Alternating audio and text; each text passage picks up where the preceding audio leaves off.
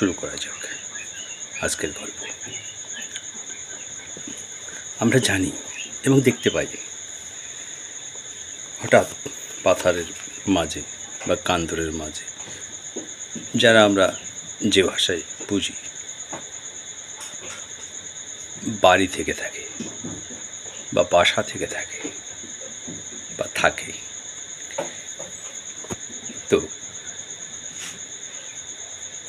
প্রচণ্ড এরকম গরমের দিন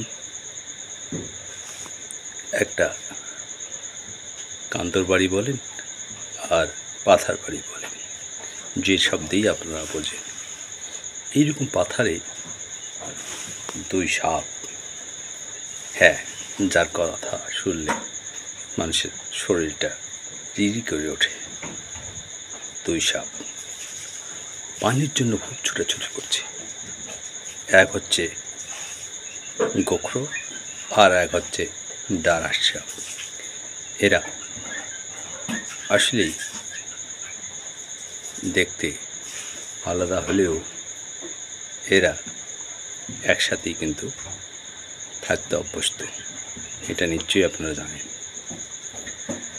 তো যাই হোক, দুই সাপ পানির জন্য খুব ছুটাছুটি করছে। সেই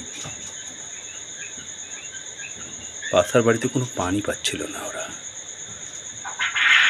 এই পানির জন্য যখন ছুটছিল, এক সময় দুইজন দুই পাশে ছুটতে শুরু করলো, কারণ জীবন বাঁচার তাগিদে পানির খুবই দরকার আর প্রচণ্ড গরম। ওই যে বললাম পাথারের মাঝে বাড়ি, এরকম একটা বাড়ি ছিল। আর ওই বাড়িওয়ালাও অনেকটাই সজাগ, অনেকটাই সচেতন, কারণ এইরকম পাথারের মাঝে পানি থাকলে বান বন্যা বিভিন্ন সময় ভালো প্রজাতির সাপ সেখানে কিন্তু অবস্থান নেয়। কিন্তু এই বাড়িওয়ালা একটা বিজি পুষত, কারণ ওই বিজিটা ওই বাড়ির জন্য অনেকটাই নিরাপদ। কারণ বাড়িওয়ালা জানে যে বিজি যেখানে থাকবে সাপ সেখানে আসতে পারে না, সাপ সেখানে আসে না। তো ওই বেচারার একটা বাচ্চা ছিল। যখন স্বামী স্ত্রী দুজনে ওরা কাজে যায়, তখন ওই বাচ্চাটাকে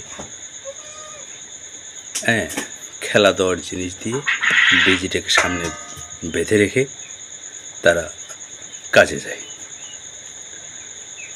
তো যাই হোক, বেজিটা গালায় দড়ি লাগে ওই যে কোনো একটা বইয়ের সাথে তারা বেঁধে রাখে। সেটা তারা অন্তত পক্ষে এই সৃসর্প প্রাণীর হাত থেকে রক্ষা পাবে বলে তারা মনে করত।